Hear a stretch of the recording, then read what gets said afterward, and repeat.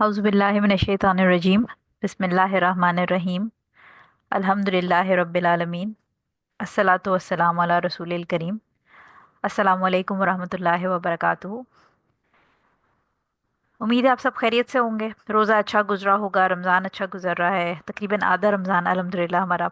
गुजर चुका है, आधा रह गया है। उम्मीद है कि जो आने वाला टाइम है, अगले जितने भी 14 या 15 रोज़े हम सबके नसीब में अल्लाह ताला एक तो लिखे हमें ईद तक पहुंचना, और ये जो लैलतुल कदर है उसको वहाँ तक पहुंचना और उसको रिसीव करना हमें तौफीक अता फरमाए कि हम उसको पा लें आखिरी आखिरी 10 रातों में इंशाल्लाह। मैं भी जस्ट गो थ्रू कर रही थी कि आज इंशाल्लाह हमारा जो ये चैप्टर है, शुरूत सलाह, यानी जो कंडीशंस ऑफ सलाह है, शराइत जो है नमाज की, वो इंशाल्लाह हम ख़त्म कर लेंगे। और फिर नेक्स्ट वीक जो है वो हम सुतरे का बयान, जो सुतरा होता है, जो नमाज में हम अपने आगे रखते हैं, एज अ शील्ड रखते हैं, उसका बयान इंशाल्लाह हम करेंगे। कोशिश मेरी ये है कि हम इसको, जो नेक्स्ट वाला चैप्टर, उसको ख़त्म कर लें, क्योंकि मेरे माइंड में अभी मैं कैलेंडर देख रही थी तो जो मार्च के एंड में हमारा वीकेंड आ रहा है उस पे ईद होगी या चांद रात होगी बहुत सारी जगहों पे, स्पेशली सऊदीया वगैरह में पॉसिबली हमसे एक दिन पहले होती है। तो इंशाल्लाह उस वीकेंड पे हम क्लास नहीं रखेंगे। अगला वीकेंड जो होगा वो ईद से पहले इंशाल्लाह हमारी आखिरी क्लास होगी। उसके बाद ईद के बाद जो वीकेंड पड़ेगा उससे हम इंशाल्लाह आगे फिर प्रोसीड करेंगे। सो आज हम 173 नंबर आए हदीस से लेकर तकरीबन 179 जो आखिरी हदीस है। छोटी हदीस हैं, सिंपल हैं, बहुत ज़्यादा रूलिंग्स नहीं हैं। और जो बेसिक रूलिंग्स थी शराइत की, वो हमने किबला से रिलेटेड, तहारत से रिलेटेड जो थी, वज़ू से रिलेटेड, वो पहले ख़त्म कर ली हैं। सो आज जो है वो हमारी क्लास पॉसिबली छोटी होगी, क्योंकि सिंपल एक एक पेज की हदीसें हैं जिसके अंदर ज़्यादा कोई रूलिंग्स नहीं है। सो पीडीएफ अपने अपने खोल लीजिए। और आज मैंने मेक श्योर किया है कि मेरे जो सेल फ़ोन के ऊपर स्लाइड्स हैं वो कल की तरह मिक्सअप ना हो, क्योंकि कल थोड़ी सी दिक्कत हो गई थी, जो बैकग्राउंड मिक्स हो गया था। सो इंशाल्लाह आज अल्लाह ताला रहम करे, ज़्यादा कंसंट्रेशन के साथ जो स्लाइड्स हैं उसको मैं फ़ोन के ऊपर मूव करूँगी, ताकि, क्योंकि मैंने स्क्रीनशॉट लिए होते हैं बेसिकली उर्दू की ट्रांसलेशन के यहाँ पर, क्योंकि हमारे पास स्क्रीन के ऊपर इंग्लिश आ रही होती है। तो मैं पढ़ती उधर से स्क्रीन के ऊपर से, अपने फ़ोन के ऊपर से पढ़ के आपको पीडीएफ से बता रही होती हूँ। सो हदीस नंबर 173 है हमारे पास आज, जैद बिन अरकम रज़ी अल्लाह ताला अन्हो की। ये अपनी अपनी पीडीएफ में देखिएगा आप। हज़रत जैद बिन अरकम रज़ी अल्लाह ताला अन्हो रिवायत करते हैं कि हुजूर सल्लल्लाहु अलैहि वसल्लम के ज़माने में नमाज, हम एक यानी उनके ज़माने में अहद रसालत में आप सल्लल्लाहु अलैहि वसल्लम में दौरान नमाज, यानी हुजूर सल्लल्लाहु अलैहि वसल्लम के ज़माने में दौरान नमाज, नमाज के दौरान हम एक दूसरे से बातचीत कर लिया करते थे और अपनी ज़रूरत और हाजत एक दूसरे से बयान कर देते थे। यहाँ तक कि फिर उन्होंने आयत लिखी है, हाफिज़ु अला सलावाती व सलातिल वुस्ता व कौमू लिल्लाहि कानितीन। ये आयत नाजिल हुई तो हमें खामोश रहने का हुक्म दिया गया और नमाज में गुफ्तगू और कलाम करने से मना कर दिया गया। ये बुखारी और मुस्लिम की हदीस है, और ये अल्फाज जो हम पढ़ रहे हैं ये मुस्लिम के हैं। ठीक है। और ये जो आयत है ये सूरह बकरा के अंदर आयत है, आई थिंक 283 नंबर आयत है ये, if I am not wrong. तो ये जो आयत है ये नाजिल हुई थी। सो बेसिकली इसके अंदर जो हमने कल हदीस पढ़ी थी, जिसके अंदर हमने वो सहाबी का पढ़ा था कि जो ये वाली, अगर मैं पीछे करूँ आप ये देखें, जो है मुआविया बिन अल हाकिम वाली जो हमने हदीस पढ़ी थी, जिसके अंदर उन्होंने, एक सहाबी ने चीख मार दी थी और इन्होंने फिर उसका जवाब दे दिया था, और फिर सारे सहाबा जो हैं वो ज़रा, उन्होंने नमाज के दौरान भी जो राइट लेफ्ट थे उन्होंने उसका नागवारी का इजहार किया, और नमाज के बाद फिर उन सब ने कहा कि ये मना है। और फिर उन्होंने से जब सवाल पूछा था हुजूर सल्लल्लाहु अलैहि वसल्लम से कि क्या बात करना जायज़ है, और हुजूर सल्लल्लाहु अलैहि वसल्लम ने उनको मना किया था कि नमाज में बात करना जायज़ नहीं है। सो लिहाजा इसके ऊपर मैंने आपको बताया था कि जो इस्लाम के स्टार्ट के अंदर, नमाज के अंदर गुफ्तगू करना जायज़ था, तो वो जो प्रूफ है कि नमाज के अंदर गुफ्तगू करना इस्लाम के अंदर जायज़ था, वो हमें हदीस नंबर 173 में मिल जाता है। क्योंकि इसमें आप देखें कि वो बता रहे हैं कि हुजूर सल्लल्लाहु अलैहि वसल्लम के ज़माने में हम पहले कंपेनियंस के साथ, या अपने जो सहाबा थे उनके साथ नमाज में बात कर लिया करते थे। कोई ज़रूरत हो कि कौन सी रकात चल रही है या कितनी देर हुई है, इस तरह वो बात, मतलब ऑब्वियसली गप्पे नहीं मार रहे होते थे, लेकिन ये कि कोई ज़रूरत की बात हो तो वो नमाज के बीच में पूछ लेते थे। यहाँ तक कि ये फिर आयत जो उन्होंने बताई है वो नाजिल हुई, और इस आयत के नाजिल होने के बाद फिर ये कमांड आ गई, ये हुक्म आ गया कि नमाज के अंदर जो है वो कोई भी गुफ्तगू नहीं करनी, सिवाय इसके जो हमने कल बात की थी कि नमाज से रिलेटेड, जैसे हमने कल ये बात की थी कि अगर इमाम जो है उससे कोई गलती हो गई और उसके पीछे जो हजरात खड़े हुए हैं, वो अगर उसको रिमाइंड कराने के लिए सुबहान अल्लाह कहते हैं, तो वो बेसिकली नमाज के से रिलेटेड ही बात है, वो नमाज के लिए ही करेक्शन के लिए उसको रिमाइंड करा रहे हैं। तो लिहाजा ऐसी बात या अनइंटेंशनल अगर बात कर दे, कोई गलती से जो है वो जवाब दे दे किसी बात का अनइंटेंशनली, तो उससे भी नमाज बातिल नहीं होगी। लेकिन अगर कोई जानबूझ के बात करता है या अपनी खैर खैरियत या कोई चीज़ दरियाफ्त करता है, या कभी इस तरह होता है कि मर्द हजरात जो है उनकी पॉकेट के अंदर फ़ोन होता है और फ़ोन बज गया, और फ़ोन उठा के जैसे मतलब बिल्कुल ही लॉस्ट है अगर आप, और फ़ोन उठा के हेलो कर दिया, तो ये जो अगर अनइंटेंशनल है तो उसमें फिर माफ़ी है, लेकिन अगर इंटेंशनली की गई है तो नमाज बातिल हो जाएगी। ठीक है, इसकी रूलिंग्स हम देख लेते हैं। यहाँ पर जो आयत है उसके अंदर गार्डिंग का यानी हिफाजत करने का जो लफ्ज़ इस्तेमाल किया गया है, इसके ऊपर उलमा कहते हैं कि दो मतलब हैं इसके। एक तो मतलब ये कि जो अपने औकात हैं, नमाज की टाइमिंग्स हैं, उनकी हिफाजत करें। जो हमने जो पिछला चैप्टर पढ़ा था अजान से पहले वाला, टाइमिंग्स ऑफ सलाह वाला, उसके अंदर हमने टाइमिंग्स पढ़ी थी और ये बात हमने डिस्कस की थी कि अगर आपका नमाज जो है उसकी हिफाजत करने का मतलब ये भी है कि उसके टाइम की हिफाजत की जाए, उसको वक्त जो नमाज का है मुकर्रर उसके अंदर नमाज अदा की जाए, बजाय इसके कि आप आखिरी वक्त में बगैर किसी शरई उज़र के आप उसको नमाज को डिले करें, और डिले करके फिर वो बिल्कुल ही एंड टाइम पे कि अब बस मगरिब की अजान होने वाली है तो आप असर की जल्दी जल्दी रकात पढ़ रहे हैं। सो ये हिफाजत करने के अंदर आएगा कि एक तो उसकी टाइमिंग्स की हिफाजत करें कि जो नमाज की स्टार्टिंग और एंडिंग टाइमिंग है उसके बीच में ही नमाज अदा करें, अनटिल अनलेस के खुदा ना खास्ता कोई ऐसा कोई शरई मसला हो जिसकी वजह से आपको, जो हम इंशाल्लाह आगे पढ़ेंगे जब हम सफ़र की नमाज पढ़ेंगे और जो मरीज़ों की नमाज पढ़ेंगे, उसके अंदर फिर कंबाइन करने की जो ऑप्शन है वो अल्लाह ताला ने दे दी है, लेकिन नॉर्मली आप अपनी जो फिक्स टाइम है उसके अंदर ही नमाज अदा करेंगे। इसके अलावा गार्ड करने का, हिफाजत करने का मतलब नमाज की ये भी है कि जो आपकी नमाज के एक्ट्स हैं, यानी जब हम आगे इंशाल्लाह हुजूर सल्लल्लाहु अलैहि वसल्लम की जो सलाह है उसकी डिस्क्रिप्शन में जाएंगे, तो उसमें हमें पता चलेगा कि जो हमारा क़याम है, रुकू है, सजदा है, तशहुद है, जो भी हम एक्ट्स कर रहे होते हैं नमाज के अंदर, उनकी हिफाजत करना, और उससे मुराद ये कि उनको प्रॉपरली परफॉर्म करना। बहुत सारे लोग हमने इस तरह के देखे होते हैं, आपने अपने इर्द गिर्द देखे होंगे, जो नमाज इस तरह पढ़ रहे होते हैं जैसे आप समझें कि बस भागने वाले हैं, कि जल्दी जल्दी फौरन जो है, मतलब किसी भी उनके पोस्चर के अंदर सुकून नहीं होता। वो अगर खड़े हुए हैं तो वो हिले जा रहे होंगे, वो रुकू में जाके फिर फौरन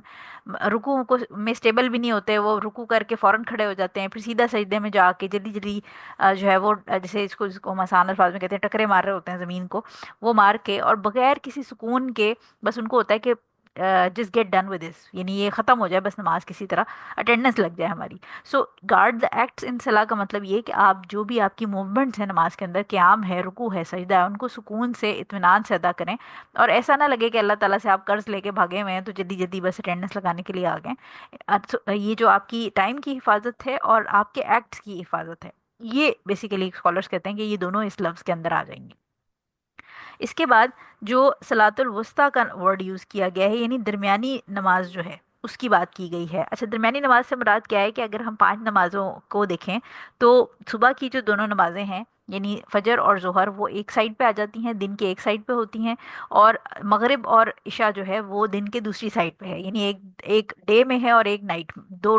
का पेयर जो है वो डे में है और दो का पेयर जो है वो नाइट में है। और सेंटर में जब आप दोनों साइड से दो दो को हटा देंगे तो सेंटर में कौन सी नमाज बचेगी? आपकी असर की नमाज। तो ये स्पेशली असर की नमाज जो है उसके ऊपर इस आयत के अंदर पॉइंट आउट किया गया है कि उसकी हिफाजत करें। अब उसकी हिफाजत क्यों करें, हमें इसकी जो डिटेल है वो मुख्तलिफ अहादीस के अंदर मिलती हैं, जो इंशाल्लाह हम आगे पढ़ेंगे, जैसे जैसे आगे प्रोसीड करेंगे तो आपको आइडिया होगा कि जो असर की नमाज है, पहली तो ये चीज़ है कि हमें जो कुछ अहादीस हैं उनके अंदर ये प्रूफ मिलता है कि जो फजर और असर का टाइम होता है, इसमें जो एंजल्स होते हैं, जो फरिश्ते होते हैं, इनकी शिफ्टें होती हैं जो चेंज हो रही होती हैं। जैसे आप हॉस्पिटल की शिफ्ट देखते हैं ना, एक एक 2 से 8 होती है, फिर एक 8 से 2 रात 10 बजे होती है, फिर 10 वाली जो है वो सुबह 8 बजे तक होती है। हॉस्पिटल में 3 शिफ्टें या 2 शिफ्टें 12 12 घंटे की होती हैं। सो लिहाजा जो हमारे इर्द गिर्द एंजल्स होते हैं, और स्पेशली जो हमारे जो रहमत के फरिश्ते भी आप जिनको कह सकते हैं, जो घर में आते हैं और जब हम नमाज़ पढ़ रहे होते हैं, फिर वो अगर हम कोई दुआ करते हैं तो वो किसी और के लिए, स्पेशली जब हम दुआ कर रहे होते हैं तो वो आमीन कहते हैं, और सेम टू यू भी कहते हैं एक तरह से, तो वो हमारे लिए भी वो वही दुआ करते हैं। सो लिहाजा ये जो शिफ्टें होती हैं ये एंजल्स की, ये फजर और असर के टाइम पे चेंज होती हैं। सो बेसिकली जो फजर और असर की नमाज है वो इसलिए इतनी इंपॉर्टेंट है क्योंकि जब ये शिफ्ट चेंज करते हैं तो ऊपर वाली जो करंटली मौजूद होते हैं वो फरिश्ते ऊपर जा रहे होते हैं सारी डिटेल आपकी लेके, और जो ऊपर वाले फरिश्ते हैं वो नीचे आ रहे होते हैं। तो ये बेसिकली दोनों जो शिफ्टें हैं پھر اینجلس کی یہ موجود ہوتی ہیں فجر اور عصر کے ٹائم پہ، اور یہ پھر جا کے اللہ تعالیٰ کو رپورٹ کرتی ہیں کہ آپ کا بندہ جب ہم گئے تھے، یعنی جو آپ سوچیں نا صبح والی شفٹ جو ہے وہ جب اوپر جا رہی ہے تو اس نے دیکھا کہ آپ فجر کی نماز پڑھ رہے ہیں، اور جب یہ شفٹ عصر کے ٹائم پہ دوبارہ نیچے آئی اپنے 12 گھنٹے کی اگلی شفٹ لگانے کے لیے، تو آپ اس وقت بھی نماز پڑھ رہے تھے، تو یہ جو فرشتے ہیں یہ عصر اور فجر کے ٹائم پہ جا کے اللہ تعالیٰ کو رپورٹ کرتے ہیں کہ ہم جب گئے تھے تب بھی آپ کا بندہ عبادت کر رہا تھا، اور اب ہم واپس آئے ہیں تو تب بھی، یعنی آپ کا بندہ دونوں سچویشن کے اندر، یعنی وہ جب بھی انہوں نے ہمیں دیکھا دونوں حالتوں میں، تو انہوں نے دیکھا اللہ تعالیٰ کو رپورٹ کرتے ہوئے کہ یہ آپ کا بندہ اللہ تعالیٰ کی عبادت میں مصروف تھا، وہ نماز ادا کر رہا تھا۔ تو پہلی چیز تو یہ ہوگی کہ یہ دونوں نمازیں بڑی امپورٹنٹ۔ دوسری چیز یہ کہ ایک اور حدیث ہے جس کے اندر حضور صلی اللہ علیہ وسلم نے تشبیہ دی کہ جس شخص کی عصر کی نماز قضا ہو جائے اس کے لیے یہ اتنی بڑی کلیمٹی ہے، اتنا بڑا اس کا نقصان ہے، گویا اس کی تمام اولاد اور اس کا تمام مال جل گیا ہو۔ تو اس سے ہمیں پتہ چلتا ہے کہ اگر کسی کی نماز عصر مس ہوگی تو اتنی یہ امپورٹنٹ نماز ہے عصر کی کہ کسی کی تمام اولاد اور اس کا تمام مال جل جائے، اتنا بڑا جو نقصان ہو وہ نماز عصر مس کرنے کا نقصان ہے۔ تو اس سے بھی ہمیں اس کی امپورٹنس پتہ چلتی ہے۔ تیسری چیز یہ کہ جو عصر کا ٹائم ہے اس پہ حضور صلی اللہ علیہ وسلم نے بڑا تاکید کی اس کو کہ آپ جیسے آپ سوچیں کہ جو فجر ہے اس میں دو سنتیں حضور صلی اللہ علیہ وسلم جو ہے وہ اپنی کبھی نہیں چھوڑتے تھے، جو فجر سے پہلے دو سنتیں ہیں، تو وہ کیوں نہیں چھوڑتے تھے؟ بیکاز جو فجر کا ٹائم ہے اس میں اپنی اپنی باڈی کو تیار کرنا، ایک نیند سے اٹھ کر اور پھر مسجد جانے کے لیے یا نماز کے لیے عورتیں گھر میں پڑھ رہی ہوتی ہیں تو نماز کے لیے کھڑا ہونا نیند کو چھوڑ کے وہ ایک اپنے آپ کو پریپیئر کرنے والی چیز ہوتی ہے۔ تو اس سے پہلے جو دو سنتیں ہیں اس کے بارے میں بھی حضور صلی اللہ علیہ وسلم نے فرمایا کہ جو فجر کی دو سنتیں ہیں وہ دنیا اور اس کے اندر جو کچھ ہے اس سے افضل ہیں، یعنی any thing that the world has in it self, وہ جو دو سنتیں ہیں وہ اس دنیا اور اس کی ہر چیز سے بہتر ہیں۔ سو یہ جو دونوں فجر اور عصر کی نمازیں ہیں ان کے ساتھ جو ہے سنتیں وہ بیسیکلی بڑی آپ سمجھیں کہ امپورٹنس دلانے کے لیے بھی اٹیچ ہیں، اور پلس یہ کہ آپ کو پریپیئر کرنے کے لیے کہ جب آپ سنتے پڑھ لیتے ہیں پھر آپ فرض کے لیے ذرا، جیسے آپ دیکھیں نا کوئی اگر آپ نے کوئی ریس رن کرنی ہو تو اس سے پہلے تھوڑی سی رننگ کرتے ہیں، تو تھوڑی سی رننگ کرنے سے کیا ہوتا ہے باڈی وارم اپ ہو جاتی ہے، اور اس کے بعد جب آپ ریس میں جاتے ہیں تو پھر آپ فل اپنی انرجی کے ساتھ بھاگتے ہیں۔ تو اسی طرح فجر کی جو دو سنتیں ہیں وہ تو سنتیں موقدہ ہیں، وہ حضور صلی اللہ علیہ وسلم نے کبھی بھی نہیں چھوڑی۔ لیکن ایک اور حدیث ہمیں آگے ملے گی انشاءاللہ جو والنٹری صلاح کے اندر ہم پڑھیں گے اس کو ڈیٹیل میں، کہ حضور صلی اللہ علیہ وسلم نے خاص طور پہ ان لوگوں کے لیے رحمت، اللہ تعالیٰ کی رحمت مانگی، اللہ تعالیٰ کی رحمت کی دعا کی جو عصر کی 4 فرض سے پہلے 4 سنتیں پڑھتے ہیں۔ یہ موقدہ نہیں ہے، یہ غیر موقدہ ہے، یعنی حضور صلی اللہ علیہ وسلم کبھی پڑھتے تھے اور کبھی نہیں پڑھتے تھے، لیکن آپ امیجن کریں وہ انشاءاللہ جب ہم والنٹری والے سیکشن میں جائیں گے تو پھر اس کی ڈیٹیل ہم بڑی اچھے سے پڑھیں گے کہ یہ کیا ہے اس کے بارے میں۔ لیکن آپ یہ سوچیں کہ جس شخص کے لیے نبی کریم صلی اللہ علیہ وسلم، یعنی ہم یوزلی اپنے ماں باپ سے دعائیں لے کے بڑے خوش ہوتے ہیں کہ ہماری ماں باپ کی دعائیں ہیں اور ہمیں بڑا فائدہ ہوگا ان سے، تو جس شخص کے لیے حضور صلی اللہ علیہ وسلم دعا کر دیں کہ جو شخص عصر کی نماز سے پہلے 4 سنتیں پڑھے گا، یعنی عصر کی جو 4 فرض ہیں اس سے پہلے 4 سنتیں پڑھے گا، کیونکہ ہمیں پتہ ہے کہ عصر کی نماز کے بعد جو ہے وہ فوربیڈن ٹائم ہوتا ہے، اس کے بعد آپ نے والنٹری صلاح نہیں پڑھنی، تو عصر کی نماز سے پہلے جو 4 سنتیں پڑھے گا اللہ تعالیٰ اس پہ رحم کرے گا۔ یعنی حضور صلی اللہ علیہ وسلم دعا کر رہے ہیں ان لوگوں کے لیے کہ اللہ تعالیٰ ان پہ رحم کرے جو 4 سنتیں پڑھیں۔ تو اگر نبی نے دعا کر دی تو پھر تو اس کا مطلب یہ کہ آپ سوچیں گے لاٹری لگ گئی ہماری۔ سو لہٰذا ان حدیث سے ہمیں ثابت ہوتا ہے کہ جو عصر کی نماز، اور پلس آبویسلی قرآن کے اندر اسپیشلی ذکر کر دیا گیا، تو عصر کی نماز جو ہے اس کو خصوصی کہا گیا ہے کہ اس کے اندر اپنے آپ نے مس نہ کریں، اس کے ٹائم کی، اس کے ایکٹس کی، اور عصر کی نماز کی حفاظت کریں۔ اچھا، اس کے بعد قانتین کا ورڈ یوز ہوا ہے۔ قانتین کا مطلب ہوتا ہے قیام خاموشی کے ساتھ اور اوبیڈینس اور خشوع کے ساتھ لمبا قیام کرنے والے، یعنی اگین قانتین کا ورڈ جو یوز ہوا ہے اس سے بھی ہمیں یہ اس کے بہت سارے عربک میں مطلب ہیں، لیکن یہاں پر جو اس حدیث کے اندر اس کو اسپیشلی مینشن کیا گیا وہ یہی بتانے کے لیے کیا گیا ہے کہ خاموشی کے ساتھ نماز میں کھڑے رہنا، ادب اور خشوع اور خضوع کے ساتھ، یعنی وہی بات جو ہم نے پہلے کی تھی کہ نماز کے اندر باتیں نہیں کرنی، نماز کے اندر کوئی بھی ایسا ایکٹ نہیں کرنا کہ جو کوئی اور بندہ وہاں بیٹھا ہوا ہے اور وہ آپ کو دیکھ رہا ہے اس کو ایسا لگے کہ آپ نماز نہیں پڑھ رہے۔ سو لہٰذا ایون آگے ہم پڑھیں گے نماز کے اندر موومنٹس بھی الاؤ ہیں، اور بہت سارے لوگ یہ سمجھتے ہیں کہ نماز میں اگر موومنٹ کر لی تو شاید نماز باطل ہو جائے گی، یہ غلط فہمی ہے۔ ابھی ہم آگے کی حدیثوں میں پڑھیں گے تو آپ کو سمجھ آئے گی کہ نماز کے اندر موومنٹ جو ہے وہ الاؤ ہیں، لیکن کس قسم کی موومنٹ الاؤ ہیں وہ ہم آگے پڑھیں گے۔ امپورٹنٹ بات یہ ہے کہ نماز کے اندر جو بھی آپ اگر آپ نے یعنی کسی کو کوئی چیز بتانی ہے، جیسے ہم آگے پڑھیں گے، ابھی آپ کو آگے آگے یہ سارے سیکشن آئیں گے، आवाज़ ऊंची करके बतानी है, गला खंखार के बतानी है, सुबहान अल्लाह कह के बतानी है। आगे अभी हम हदीस पढ़ेंगे सांप बिच्छू मारने की, वो भी उसके ऊपर भी हम बात करेंगे। सो इम्पॉर्टेंट चीज़ ये कि आपको अगर कोई बंदा देख रहा है तो उसको बस ये ना लगे कि आप नमाज नहीं पढ़ रहे, आप खेल खिलवाड़ कर रहे हैं। जैसे बहुत सारे लोगों की आदत होती है कि वो मर्द हजरात में अगर दाढ़ी है तो वो दाढ़ी में ही नमाज के लिए खड़े हुए हैं जमात में, और वो साथ दाढ़ी में ही हाथ फेरे जा रहे होते हैं। ठीक है, या जो है वो बहुत सारे लोग हैं उनको एक्स्ट्रा, मतलब कुछ लोगों को तो वाकई में जेन्युइनली इचिंग हो रही होती है, लेकिन कुछ लोगों को आदत होती है कि बस वो रगड़े जा रहे होते हैं, हाथ पे खारिश करे जा रहे होते हैं कहीं पर, इतनी हो भी नहीं रही होती जितनी कर रहे होते हैं। तो ऐसी कोई चीज़ जिससे आपको देख के दूसरे बंदे को ऐसा लगे कि आप फिजिटिंग कर रहे हैं, आप प्ले कर रहे हैं, आप नमाज नहीं पढ़ रहे, तो ऐसी जो एक्स्ट्रा मोमेंट्स हैं उनको अवॉइड करना चाहिए, क्योंकि वो नमाज को इनवैलिड कर देंगी। ठीक हो गया। और लास्ट जो है पॉइंट इस हदीस से हमें ये समझ आता है कि जो मैंने आपको अभी बताया था कि 172 नंबर जो हदीस थी उसके अंदर हमने ये बताया था कि इस्लाम के शुरू में ये परमिशन थी, और यही जो हदीस नंबर 173 है वो 172 की जो मैंने आपको बात बताई थी उसको प्रूव कर रही है। ठीक हो गया। अब आ जाते हैं हम हदीस नंबर 174 पे। हदीस नंबर 174 हमारे पास है, अबू हुरैरा रजी अल्लाह ताला अन्हो ये रिवायत करते हैं कि नबी करीम सल्लल्लाहु अलैहि वसल्लम ने फरमाया, नमाज में ज़रूरत के वक्त मर्दों के लिए तस्बीह यानी सुबहान अल्लाह कहकर इमाम को मुत्तला करना, और औरतों के लिए ताली बजाना है। बुखारी और मुस्लिम ने इसे रिवायत किया, और मुस्लिम ने फ़ी सलाती यानी नमाज में इजाफा किया है, ड्यूरिंग सलाह का इजाफा किया है मुस्लिम के अंदर। ठीक हो गया। सो अब इसके अंदर जो है हमें रूलिंग क्या मिलेगी कि अगर नमाज में किसी को कोई चीज़ वार्न करनी है, जैसे इमाम के पीछे अगर खड़े हुए कोई जमात हो रही है और अब इमाम से कोई गलती हो गई, या कभी ऐसा होता है कि खुदा ना खास्ता अगर गर्मी वगैरह, अब तो खैर माशाल्लाह एसी या पंखे का इंतज़ाम होता है, लेकिन अभी भी बहुत सारी मस्जिदें ऐसी हैं जहाँ पर एसी नहीं होता और पंखे होते हैं, और जब जमात ज़्यादा बड़ी होती है तो फिर हल्की सी सफोकेशन होने लगती है। तो खुदा ना खास्ता कभी इस तरह हो जाए कि पीछे किसी की तबीयत खराब होने लग जाए, या कोई किसी का कोई बच्चा है वो निकल के मतलब इधर उधर राइट लेफ्ट हो रहा है, कोई मसला है, कोई गलती हो गई है एक इमाम साहब से, तो इस केस में क्या करना चाहिए? इस केस में हुजूर सल्लल्लाहु अलैहि वसल्लम उनको अबू हुरैरा रज़ी अल्लाह ताला अन्हु जो है वो बता रहे हैं कि हुजूर सल्लल्लाहु अलैहि वसल्लम ने फरमाया कि मर्द जो है, अगर इमाम के पीछे जो मर्द खड़ा हुआ है उसको एहसास हो रहा है या उनको कोई प्रॉब्लम है, किसी किस्म का कोई मसला हो गया है, तो वो सुबहान अल्लाह कहेंगे। ठीक है, ये हुजूर सल्लल्लाहु अलैहि वसल्लम ने एक साइन बता दिया है कि सुबहान अल्लाह ऊंची आवाज़ में कहेंगे तो उससे इमाम को पता चल जाएगा कि पीछे कुछ मसला हुआ है, या तो मेरे से कोई गलती हुई है या पीछे कोई मसला हो गया। और ख़वातीन के केस में उनको कहा गया कि ऑब्वियसली औरतों के केस में, अभी हम रूलिंग इसकी पढ़ते हैं कि औरतों के केस में उनको ऊंची आवाज़ में उन्होंने बोलना नहीं है, बोल के नहीं बताना कि कुछ हो गया है, लेकिन उन्होंने क्लैप करके बताना है। अब क्लैप कैसे होगा वो हम आगे बताते हैं।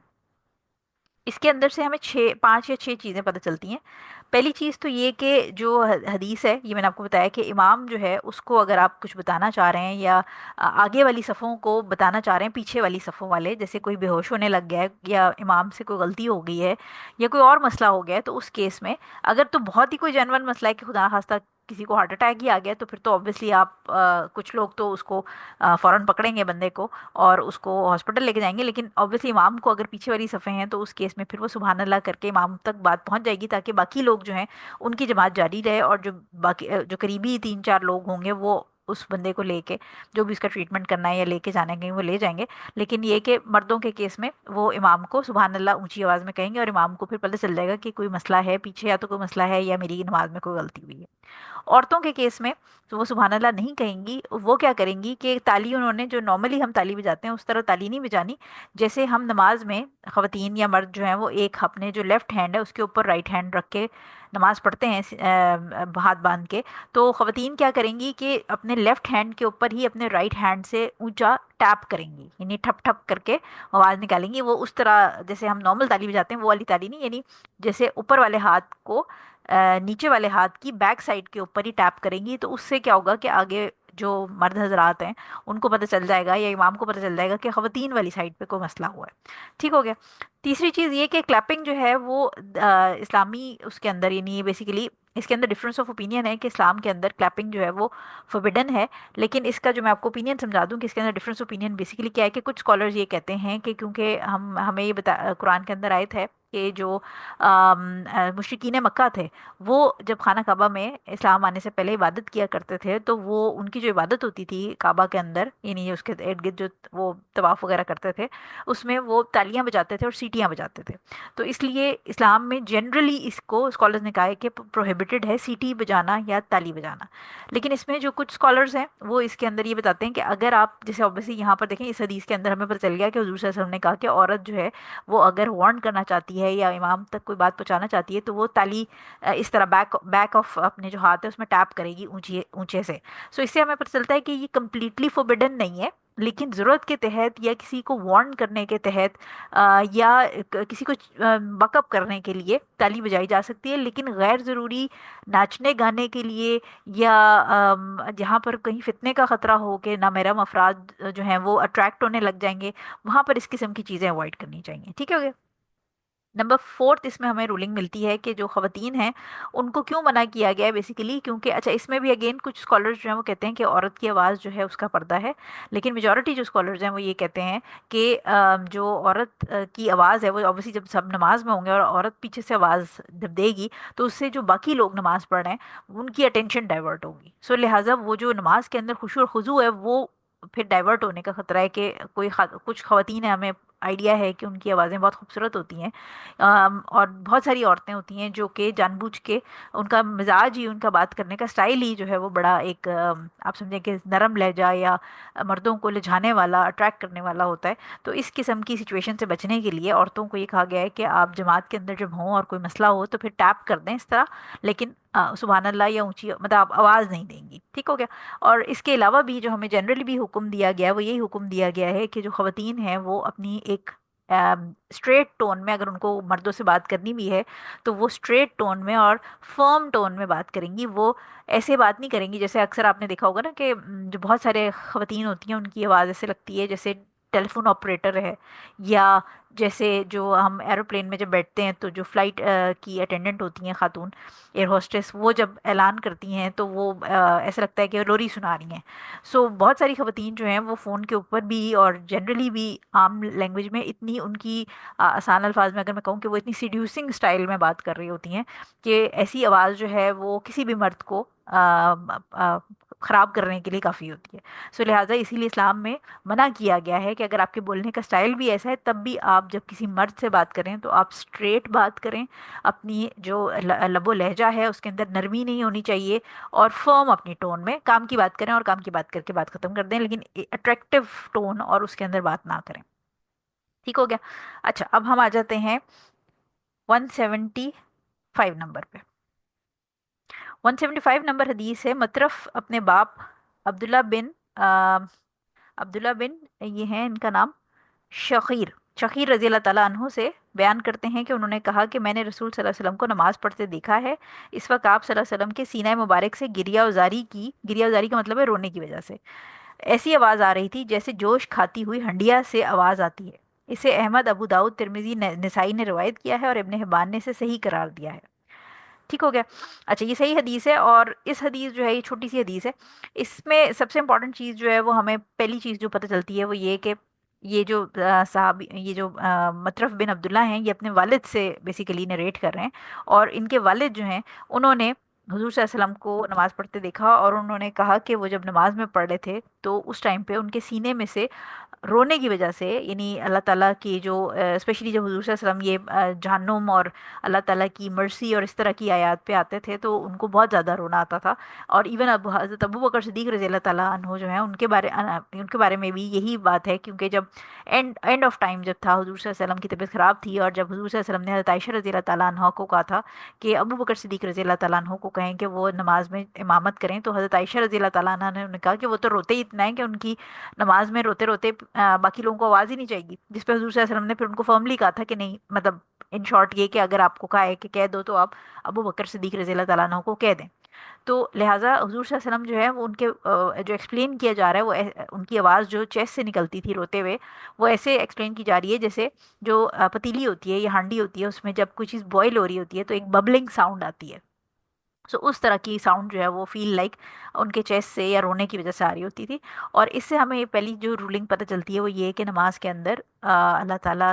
اگر آپ پریشان ہیں یا اللہ تعالیٰ کی محبت میں یا اللہ تعالیٰ کے خوف سے یا اللہ تعالیٰ سے جو چیز مانگ رہے ہیں اس کی چاہ میں، آپ کی اگر کوئی مسئلہ ہے، کوئی بہت پریشانی ہے، اس پریشانی کے لیے اللہ تعالیٰ سے جب آپ مانگ رہے ہیں تو پھر نماز میں رونا جو ہے اور اللہ تعالیٰ سے کنیکشن کے پوائنٹ آف ویو سے رونا بالکل جائز ہے. اس میں کوئی پرابلم نہیں ہے. تو نماز جو ہے اس کے اندر رونا جائز ہے. آپ اپنی جو بھی مشکلات ہیں، آپ کی ڈیمانڈز ہیں، آپ کی ریکویسٹس ہیں اللہ تعالیٰ سے، یا کسی قسم کا کوئی مسئلہ ہے تو اس کے لیے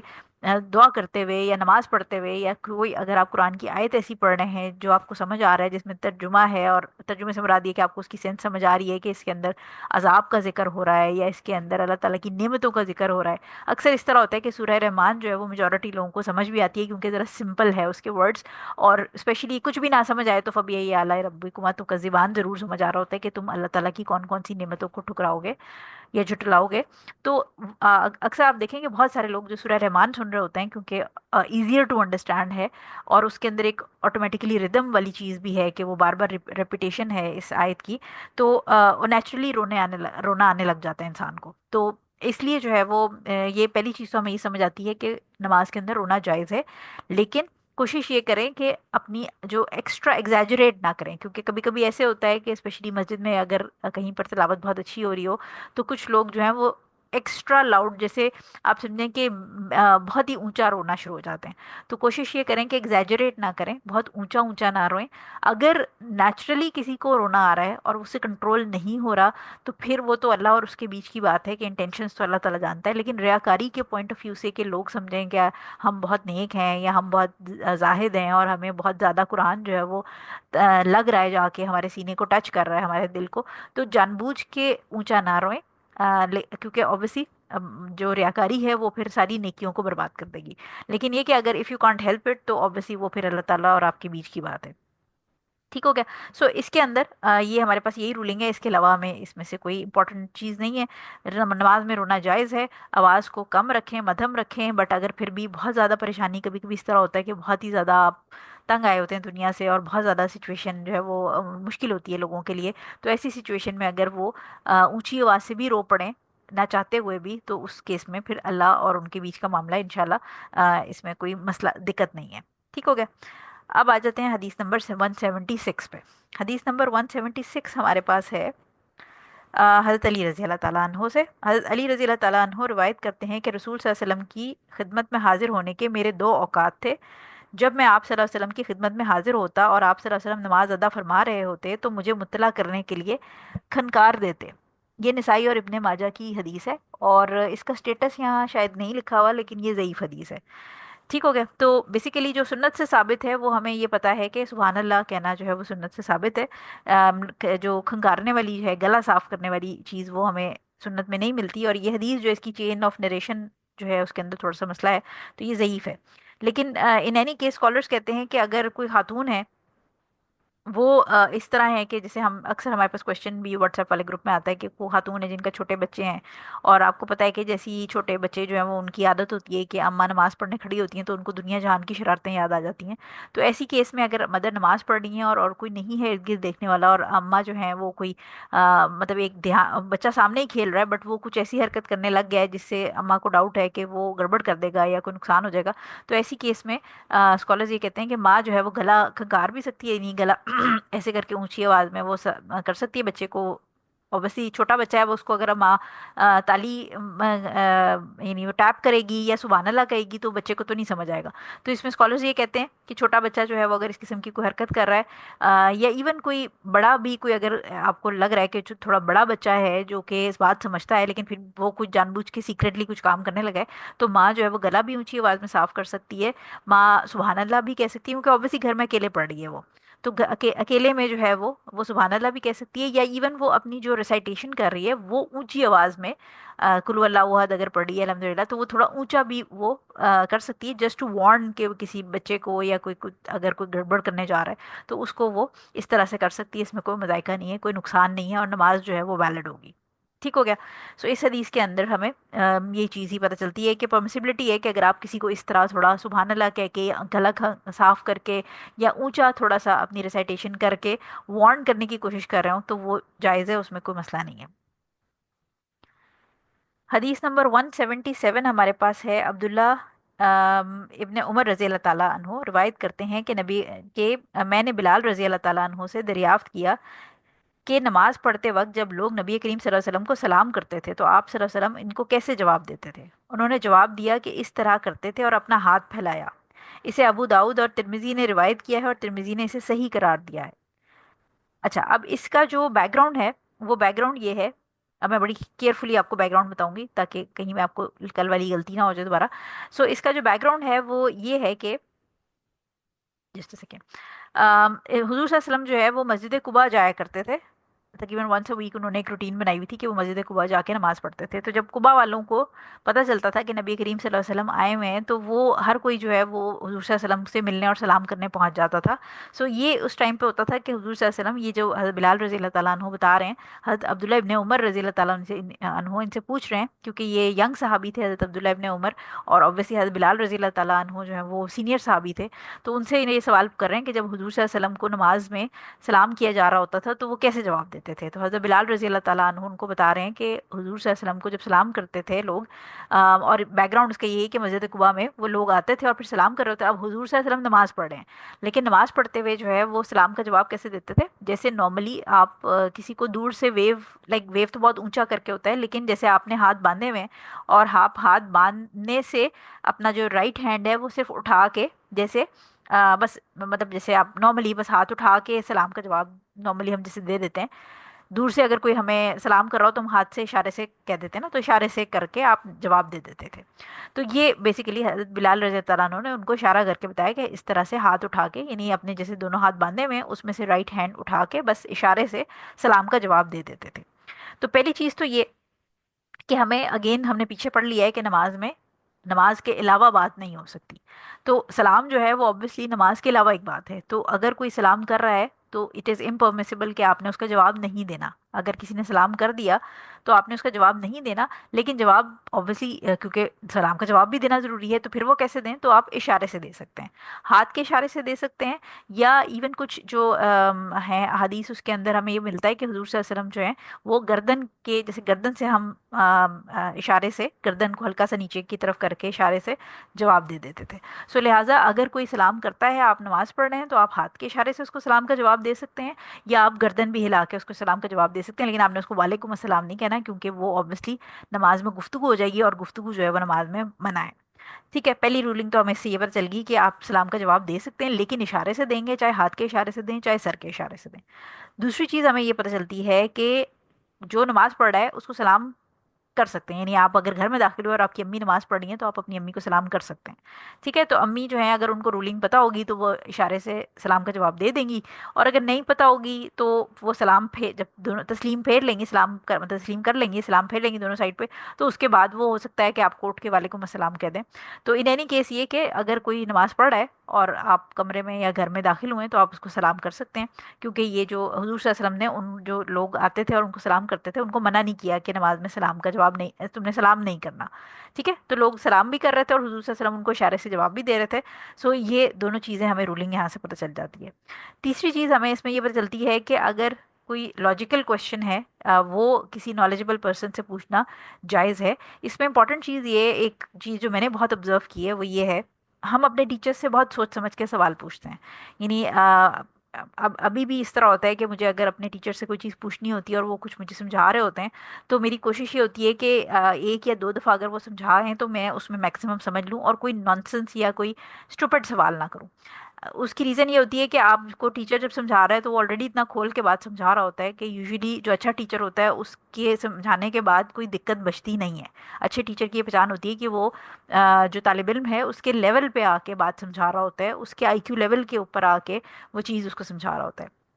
लेकिन एक बहुत ज़्यादा प्रॉब्लम जो नॉर्मली मैंने आजकल नोट करना शुरू किया है वो ये है कि लोग जो बेसिक चीज़ें होती हैं, यानी आप सोचें आपको वज़ू के मसाइल नहीं पता, आपको पीरियड्स के मसाइल नहीं पता, आपको ये तक नहीं पता कि पीरियड्स कैसे पता चलेंगे कि ख़त्म हो गए हैं, मुझे नहाना है या नहीं नहाना, ठीक है। तो ये सब मसाइल नहीं पता, लेकिन उन लोगों ने जाके स्कॉलर से या स्टूडेंट ऑफ नॉलेज से सवाल क्या करना होगा कि क्या जुलेखा ने यूसुफ से शादी की थी या नहीं।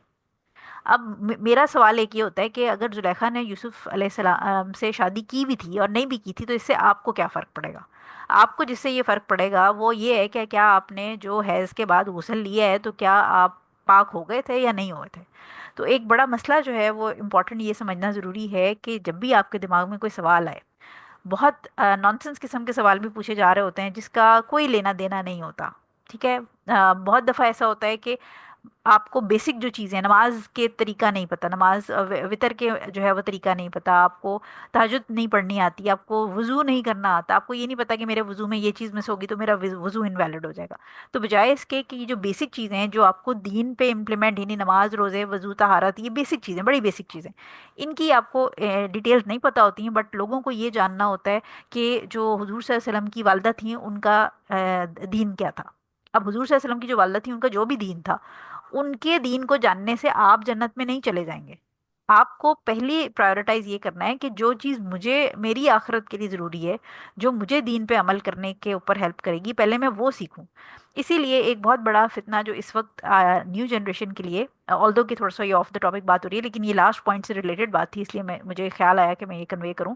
कि एक बड़ा मेजर फितना जो इस वक्त यंग जनरेशन को आप समझें कि उसके अंदर डेवलप हो रहा है वो, और जिसका बहुत ज़्यादा फ़ायदा बहुत सारे मोटिवेशनल स्पीकर्स, स्पेशली जिनकी डोमेन साइकोलॉजी है, वो इसका बहुत ज़्यादा फ़ायदा उठा रहे हैं। और वो क्या है, बच्चों को, यंग बच्चों को ब्लैक होल्स और इस किस्म के पोर्टल्स और दजाल आएगा तो वो क्या, वो रॉकेट पे बैठ के आएगा, या वो जो याजूज एंड माजूज हैं वो किसी और दुनिया के एलियंस हैं, या वो कौन है। तो मुझे एक बात, मैं हमेशा ऐसे जो मोटिवेशनल स्पीकर हैं उनसे मेरा एक सवाल होता है कि ये जब आप बच्चों को इन चीज़ों में फंसा रहे हैं, अच्छा इनमें मेजोरिटी बच्चे वो फंस रहे होते हैं जिन्होंने जिनको को साइंस की अलिफ बे भी नहीं पता होती, शायद साइंस के पेपरों में फेल हुए हुए होते हैं। और अगर आप इन साइकोलॉजिस्ट वाले लोगों से भी पूछें तो वो भी साइंस जो है ना उनके दूर से भी कहीं नहीं गुजरी होगी, फिजिक्स केमिस्ट्री एस्ट्रोफिजिक्स इनके कहीं राइट लेफ्ट से भी नहीं गुजरी होती। बट होता क्या है कि ये वो चीज़ें हैं, ये वो नॉलेज है जिसकी आपको ज़रूरत बेसिक लेवल पे नहीं है। ये जो चीज़ें ना कि याजूज माजूज कहाँ से आएंगे, दजाल कहाँ से आएगा, ये अगर कोई, बहुत मेरे कुछ स्टूडेंट्स हैं अल्हम्दुलिल्लाह जो कि बकायदा, जिन्होंने मॉलिक्यूलर और पार्टिकल जो फिज़िक्स है उसके अंदर, मॉलिक्यूलर बायोलॉजी या पार्टिकल फिज़िक्स जो है उसके अंदर पीएचडीज़ की हैं मैं फॉरेन कंट्रीज से, और वो बड़े बड़े ज़बरदस्त जगहों पे काम कर रहे हैं। वो अगर इस बारे में बात करें ना, या जो नासा में काम कर रहे हैं लोग, जो एलियंस और ये जो मार्स और उसके एक्सपेडिशंस भेज रहे हैं, उनमें जो मुसलमान हैं वो अगर इस चीज़ पे रिसर्च करें तो कोई सेंस समझ आती है। बट यहाँ पर जो सारी कन्वर्सेशन का जोर है वो क्या है कि जो एक बच्चा बीए पास है या मैट्रिक पास है या आर्ट्स पढ़ रहा है या साइंस भी पढ़ रहा है, चले बेसिक, जिसको बेसिक कुछ नहीं पता, उसको ये नहीं पता कि मैं नमाज छोड़ूंगा तो मेरे साथ क्या होना है, या उसको ये नहीं पता कि अच्छा म्यूजिक सुनने से क्या होता है, उसको आप बैठ के जो है ना पोर्टल और इन चीज़ों में फंसा के, और वो फलां फिल्म में जो है ना टाइम डायलेशन हो गई थी और फलां फिल्म के अंदर ऐसे हो गया था, दिस इज़, ये गुमराही है। ये गुमराही इसलिए है क्योंकि देखें दज्जाल जब आएगा आपको बेसिक पता होना चाहिए, आपको हदीसें पता होनी चाहिए कि दज्जाल कब आएगा और उसकी पहचान क्या है, ठीक है, जो हुजूर सल्लल्लाहु अलैहि वसल्लम ने बताई है। लेकिन द पॉइंट इज दिस कि दज्जाल का आइलैंड कहाँ है, उसकी लोकेशन क्या है, याजूज माजूज की लोकेशन क्या है, इसको जानने से, मुझे एक बात बताएं, जब वो आ जाएगा तो किसी को कोई फ़र्क पड़ेगा? क्योंकि हुजूर सल्लल्लाहु अलैहि वसल्लम ने फरमाया कि जब तक मैं तुम्हारे बीच हूँ, अगर दज्जाल मेरे होते हुए तुम्हारे आ गया तो I take care of your ईमान, लेकिन अगर मैं नहीं होऊंगा तो then each one of you, तुम में से हर कोई अपने ईमान का खुद जिम्मेदार होगा। तो इधर तो ईमान की कहानी कोई नहीं पता, और बच्चे जो हैं वो लगे हुए पोर्टल और ब्लैक होल्स और उसमें बेसिक्स नहीं पता, एबीसी दीन की नहीं पता, और आप जाके जो है वो सितारों और चांद और एलियंस में फंसे हुए हैं। तो लिहाजा इस हदीस के साथ इसका कनेक्शन ये भी है कि अपने मतलब की चीज़ें जो आपको आखिरत में फ़ायदा दें, जो आपके ईमान को मजबूत करें, और खुदा ना खास्ता अगर अल्लाह ना करे हमारे होते हुए दजाल आ जाए, तो दजाल का सबसे बड़ा ट्रायल जो है, चार ट्रायल्स वो लेके आएगा अपने साथ। एक ईमान का ट्रायल होगा, तो इधर तो ईमान पे कोई काम ही नहीं हुआ हुआ, जिसको कुरान हदीस और किसी चीज़ की बेसिक्स ही नहीं पता, वो ईमान पे क्या काम करेगा। दूसरा उसका ट्रायल होगा नॉलेज का, कि आप जो नॉलेज है उसको किधर इस्तेमाल कर रहे हैं और नॉलेज कितनी अथेंटिक है। ٹھیک ہے. تیسرا اس کا ٹرائل ہوگا ویلتھ کا. ویلتھ کا ٹرائل وہ کرے گا، پیسہ لے کے آئے گا اپنے ساتھ. تو پیسے کی جو ہوگی نا لالچ لوگوں کے اندر، وہ لالچی لوگ اس کے پیچھے چلیں گے. ٹھیک ہے. تو بیسیکلی آپ کا اور اتھارٹی کا ٹرائل ہوگا، پاور ہوگی اس کے پاس، اس کا ٹرائل ہوگا. تو آپ کو چیزیں نالجیبل لوگوں سے پوچھنی ہے، اور وہ چیزیں پوچھیں جو آپ کے کیلیبر کی ہیں.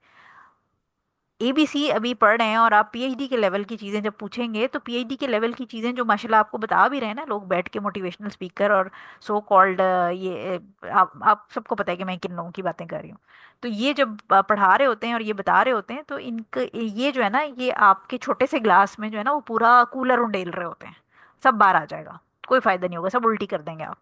تو اس لیے نالج لیں، وہ نالج لیں جو آپ کو فائدہ دے. فلموں اور ڈراموں کے پیچھے نہ بھاگیں. حدیث نمبر 178 جو ہے وہ ہمارے پاس آ جاتی ہے ابو قتادہ رضی اللہ تعالیٰ عنہ کی. ابو قتادہ رضی اللہ تعالیٰ عنہ سے روایت ہے کہ رسول صلی اللہ علیہ وسلم نماز پڑھاتے ہوئے اپنی نواسی امامہ بنت زینب رضی اللہ تعالیٰ عنہا کو گود میں لیے رہتے تھے. جب سجدے میں جاتے تو انہیں گود سے نیچے اتار دیتے، اور سجدہ کر کے کھڑے ہوتے تو انہیں دوبارہ گود میں اٹھا لیتے. یہ بخاری اور مسلم کی حدیث ہے. مسلم میں اتنا اضافہ کیا ہے کہ آپ صلی اللہ علیہ وسلم کو نماز اب آپ صلی اللہ علیہ وسلم لوگوں کو نماز پڑھاتے ہوئے یہ عمل کرتے تھے. یعنی یہ باجماعت نماز کی بات ہو رہی ہے. ٹھیک ہے. تو یہ اگین ایک حدیث ہے جس کے ساتھ ہمیں رولنگ بہت اچھی ایک اور فائدہ مل جائے گا. وہ یہ کہ یہ ساری جو ہم اب اینڈ والی حدیثیں پڑھ رہے ہیں، یہ سیکنڈ لاسٹ حدیث ہے. یہ ہم وہ حدیث پڑھ رہے ہیں جس کے اندر نماز کے اندر ایکسٹرا موومنٹ جو ہے اس کو کلیئر ہو جائے گا آپ کو کہ کیا کیا کیا جا سکتا ہے. یعنی ایکسٹرا موومنٹ کیا کیا کی جا سکتی ہے. سو اس کے اندر سے ہمیں جو چار باتیں پتہ چل رہی ہیں وہ یہ کہ اگر چھوٹا بچہ ہے، یعنی حضرت زینب رضی اللہ تعالیٰ عنہا جو ہے، ان کی بیٹی حضرت امامہ رضی اللہ تعالیٰ عنہا جو حضور صلی اللہ علیہ وسلم کی نواسی تھی، وہ چھوٹی تھیں. obviously بات ہے اگر بچے کو وہ گود میں اٹھا رہے ہیں تو چھوٹا بچہ ہی ہوگا نا، 2-3 سال کا زیادہ سے زیادہ ہوگا. تو اس سے یہ پتہ چلتا ہے کہ چھوٹے بچوں کو مسجد میں لانا جائز ہے، لیکن اس شرط پہ کہ آپ کے بچے بدتمیز نہ ہوں. ٹھیک ہے. یعنی یہ نہ ہو کہ آپ شوق سے، بہت ساری خواتین جو ہیں، یوزلی فادرس تو اتنا نہیں لے کے جاتے بچوں کو اس طرح، لیکن جو مدرس جب جاتی ہیں تو وہ بچوں کو لے جاتی ہیں ساتھ مسجد میں. اور پھر کیا ہوتا ہے کہ وہ مسجد جو ہے وہ ایک سوشل ایکٹیویٹی کا ایریا بن جاتا ہے، جہاں پر خواتین بیٹھ کے جو ہے وہ نماز ادا کرنے کے بعد گپیں مار رہی ہوتی ہیں، اور بچے جو ہے وہ باقی جو بیچارے نمازی، کوئی اپنی سنتیں پڑھ رہا ہے یا کوئی اگر اپنے اذکار کر رہا ہے تو اس کو ساتھ چھیڑ خانی کر رہے ہوتے ہیں. تو جنرلی جو ہے وہ آپ نے بچوں کو لے جانا جو ہے وہ پرمیسیبل ہے، لیکن یہ دھیان رکھیے کہ آپ کے بچے اگر بدتمیز ہیں تو پھر ان کو نہ لے کے جائیں، یا ان کو تمیز سکھائیں. اور دوسری چیز یہ کہ بچوں کو یہ سینس سکھائیں کہ یہ مسجد ہے. ان کو ایک سینس آف ایٹیکیٹس جو ہے وہ ڈیولپ کرنے کی کوشش کریں، کیونکہ obviously بہت ہی اگر چھوٹا بچہ ہوگا، 2 سال کا بچہ، تو اس بیچارے نے تو خیر زیادہ کوئی رائٹ لیفٹ نہیں جانا، لیکن اکثر جو تھوڑے بڑے ہو جاتے ہیں بچے، وہ پھر کیا کرتے ہیں، ایون نماز کے اندر بھی بھاگنے لگ جاتے ہیں ادھر ادھر، اور پھر وہ باقی نمازیوں کو بھی ڈسٹرب کرتے ہیں یا امام کو ڈسٹرب کرتے ہیں، اوور آل باقیوں کی نماز خراب کرتے ہیں. تو اگر تو آپ کو بچوں کو لے جانے کا شوق ہے، پرمیسیبل ہے، لیکن اس شرط پہ کہ بچے دوسرے نمازیوں کی نماز نہ خراب کریں یا دوسروں کے لیے باعث ٹارچر نہ ہو جائیں. کیونکہ کچھ بچے جو ہیں وہ پھر کیا کرتے ہیں کہ وہ مسجد کے اندر چیزیں وغیرہ بھی چھیڑنے لگ جاتے ہیں، اور مدرس جو ہیں وہ تھوڑی سی کچھ اس قسم کی بھی امائیں جو ہیں وہ ان کو میں جانتی ہوں، جو کہ ان کا بچہ جتنی مرضی بھی بدتمیزی کر رہا ہو، ان کو اپنا بچہ چاند کا ٹکڑا لگ رہا ہوتا ہے اور ان کو بالکل وہ بدتمیزی نہیں نظر آ رہی ہوتی. تو کوشش کریں کہ اپنی اولاد کو تمیز سکھائیں، اس کو اسپیشلی یہ بتائیں کہ یہ مسجد ہے، یہ ایک سیکرڈ جگہ ہے، ہولی جگہ ہے، یہاں پر آ کے اچھے بچے تمیز سے بیٹھتے ہیں، پرسکون بیٹھتے ہیں. چھوٹا موٹا کھیلنا چاہیں، وہ کچھ کرنا چاہیں، ٹھیک ہے، لیکن ڈوز اینڈ ڈونٹس جو ہیں وہ ماں نے سکھانے ہوتے ہیں. تو اگر تو بچے جو ہیں وہ تنگ کریں گے تو پھر کوشش کریں کہ ان کو نہ لے کے جائیں، ان کو تھوڑا گیپ دے دیں، تھوڑا گھر پہ ان کو چیزیں سکھائیں، تمیز سکھائیں، ان کو گھر میں اپنے ساتھ نماز میں کھڑا کریں، تاکہ ان کو سینس ڈیولپ ہو کہ یہ ایک ڈفرینٹ ایکٹیویٹی ہے. یہ ہم مطلب going to a mask is not like going to a mall. Mall میں جانا اور وہاں چھلانگیں مارنا از ڈفرینٹ. جو مسجد ہے اس کا احترام بچے کو سکھانا ہے، ماں نے سکھانا ہے پرائمریلی، obviously باپ کا بھی اس میں رول ہے. دوسری چیز اس میں یاد یہ رکھنی ہے کہ بچوں کو لے جانا اس لیے انکریج کیا جاتا ہے اسلام میں، کیونکہ جو آج کل کے زمانہ ہے اسپیشلی، اس کے اندر اگر آپ بچوں کو بچپن سے دین کی طرف رغبت نہیں دیں گے تو پھر بائی دا ٹائم جب ان کو سینس آ جائے گا اور پھر آپ ان کو دین کی طرف لے کے آنے کی کوشش کریں گے تو بڑا مشکل ہوگا. کیونکہ بچوں کی اٹینشن ڈائیورٹ کرنے کے لیے اس وقت دنیا میں بہت زیادہ گیجٹس، بہت ساری چیزیں ایسی ہیں، اور شیطان کی اتنی ساری شوگر کوٹڈ قسم کی چیزیں ایسی ہیں جو کہ پھر بچوں کو میوزک اور یہ گیمز اور اس قسم کی ٹی ٹی وی اور میڈیا اور موبائل فون ان چیزوں پہ لگا دیتی ہے، جس کی وجہ سے پرابلم یہ ہوتا ہے کہ پھر جب آپ ان کو دین کی طرف لانے کی کوشش کرتے ہیں تو اس ٹائم پہ ان کو سینس نہیں آ رہی ہوتی، ان کو وہ دھیان ہی نہیں آ رہا ہوتا اس طرف. تو اس لیے بچپن سے ینگ ایج سے ان کو موٹیویٹ کریں. تیسری چیز اس میں ہمیں یہ پتہ چلتی ہے کہ جو چھوٹی بچیاں ہیں، چھوٹی بچیاں، ان کو جینٹ سیکشن میں لایا جا سکتا ہے، کیونکہ اوبیسلی یہ چھوٹی تھیں، 2 سال کی 3 سال کی رہی ہوں گی زیادہ سے زیادہ، اور حضور صلی اللہ علیہ وسلم جو ہے امامت کراتے ہوئے نماز میں ان کو اٹھا رہے تھے. تو جینٹ سیکشن میں بچیوں کو لا سکتے ہیں. لیکن پھر بھی اگر تو کوشش یہ کریں کہ اگر تھوڑی بڑی بچی ہے تو پھر یعنی اگر ایون 3 سال کی بھی ہے تو میں سجیسٹ یہی کروں گی کہ بہتر یہ ہے کہ وہ اماں کے ساتھ جائے فیمیل سیکشن میں. تھوڑے سے اب فی زمانہ حالات اس قسم کے ہوتے جا رہے ہیں کہ چھوٹی بچیوں کو بہتر یہ ہے کہ آپ ماں کے سیکشن میں ہی، فیمیل سیکشن میں ہی بھیجیں، بہتر یہ ہے. منع نہیں ہے، بہتر یہ ہے. دوسری بات یہ کہ اس سے ہمیں یہ پتہ چلتا ہے کہ یہ آپ سوچیں کہ حضور صلی اللہ علیہ وسلم اس زمانے میں اپنی نواسی کو امامت کے دوران ساتھ پیار سے گود میں اٹھا رہے تھے، کیونکہ یہ وہ زمانہ تھا جاہلیت کا، جب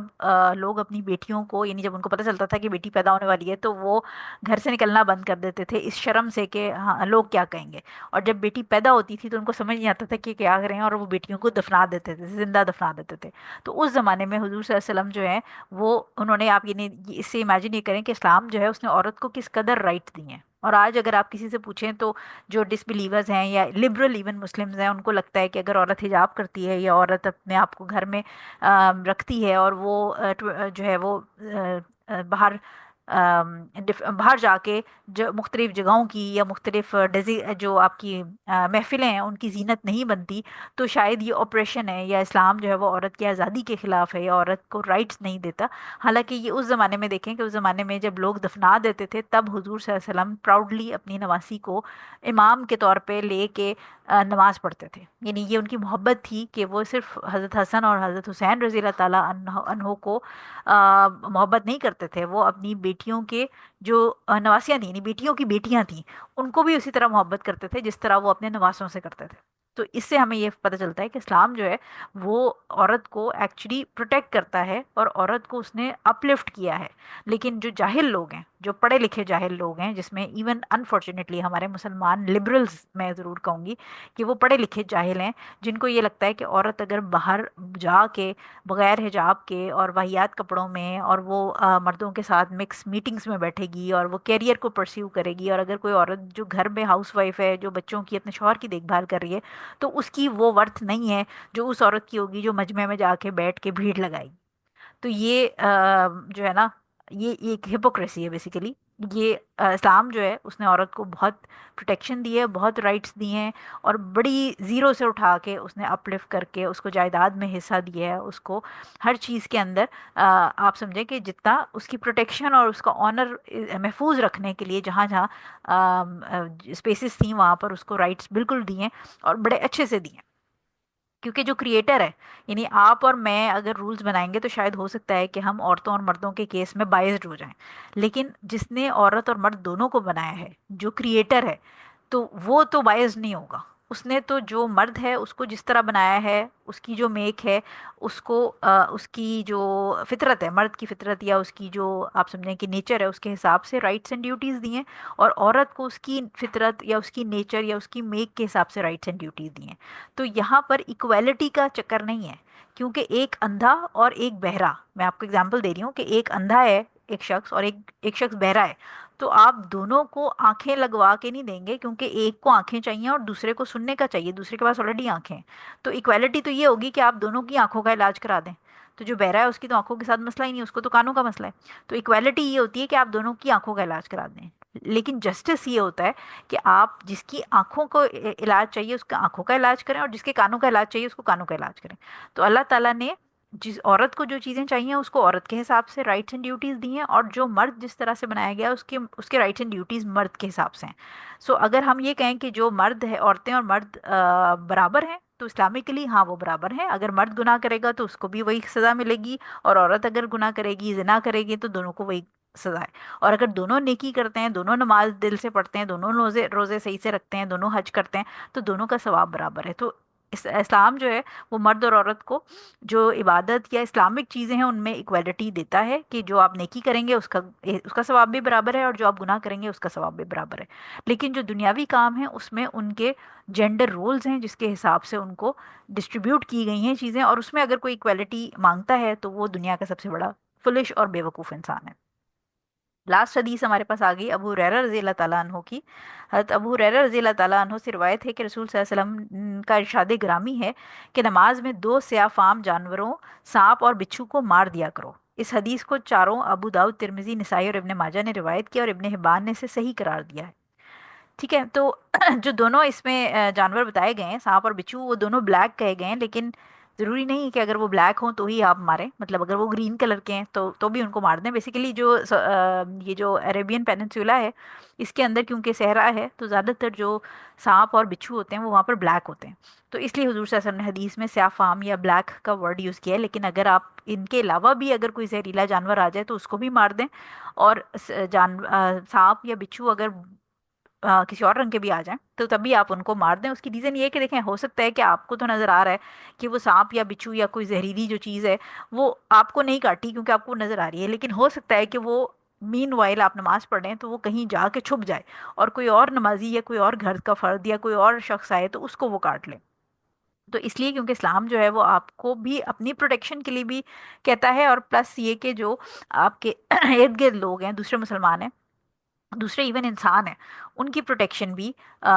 فار شور، مطلب وہ آپ سوچیں کہ پروٹیکشن جو ہے وہ ہر انسان دوسرے انسان کو دے، اس لحاظ سے کہ کوئی اس قسم کا نقصان جو ہے وہ کہیں پر آپ دیکھیں کہ کوئی جانور ہے کوئی زہریلا تو اس کو مار اس لیے دیں کیونکہ وہ کوئی اور بچہ کوئی اور شخص اگر اس جگہ پہ آئے گا تو اس کو وہ کاٹ کے اس کے لیے ہلاکت کا باعث بن سکتا ہے۔ دوسری چیز یہ کہ کوئی ہارمفل اینیمل بھی اگر ہو تو اس کو بھی آپ اگر مار سکتے ہیں تو مار دیں، اوبیسلی اگر شیر ہے تو پھر تو بھاگ جائیں کیونکہ وہ تو آپ نہیں مار سکتے۔ تیسری چیز یہ کہ اس میں امپورٹنٹ چیز جو ہمیں سمجھ آتی ہے کہ یہ کہ جو بھی چیز آپ کو نظر آ رہی ہے، فار ایگزامپل اگر چپل ہے پڑی ہوئی، جوتا پڑا ہوا ہے تو آپ اسی سے اٹھا کے مار دیں۔ کوشش یہ کرنی ہے کہ نماز نہیں توڑنی ہے آپ نے،